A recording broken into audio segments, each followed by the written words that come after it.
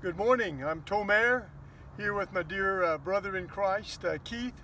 We're from Austin, Texas, and we welcome you to waiting for Messiah. We are indeed waiting for Messiah, very eagerly waiting for his second return, although we know that Jesus, the King, the Messiah, appeared to us, and he lives now in our hearts. We share his love with one another. The word Messiah is the Hebrew word Messiah, which is the one who is anointed. Messiah means anointed, and Messiah is the one who receives that anointing. That is Jesus, the one who was anointed by God. We're standing now in Nazareth on the hill. It's called the Mount of Precipice. Nazareth comes from the Hebrew root netzer, which means a shoot. It's a tender young shoot that comes up from, in this case, an ancient root, the root of David. And indeed, Jesus, the Messiah, arose and lived his boyhood here in Nazareth. He came to this mountain. It was an unfortunate experience because he had just been invited to have the honor of reading from the scroll of Isaiah. And he said that as Isaiah had proclaimed that the lame are healed, the blind can see. He said that he is here now to proclaim the most favorable year of the Lord. And then he told the people that today these things have been fulfilled in your hearing. But the people were angry. They said, is this not just the son of Joseph that we've known, the carpenter apprentice? They grew up here in Nazareth, and they did not yet understand that he was indeed God's anointed, the Messiah in human form. They brought him here to this mountain to throw him off. It's a 600-foot fall down below.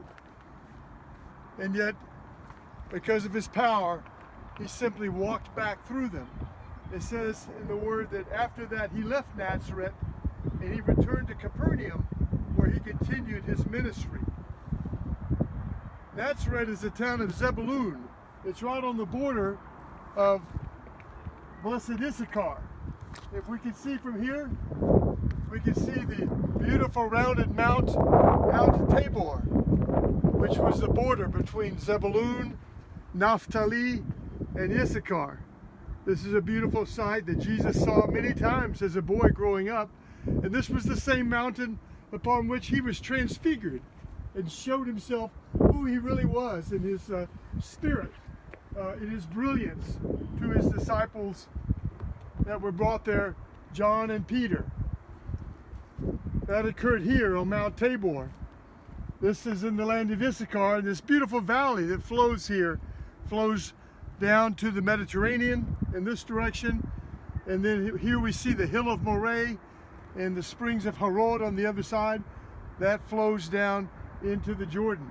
So this was the land that Jesus, where he grew up, and the land that he loved, and of which the prophet Isaiah had foretold that the land of Naphtali and Zebulun, even though the people were sitting in darkness, they would receive a great light, and that great light is Jesus.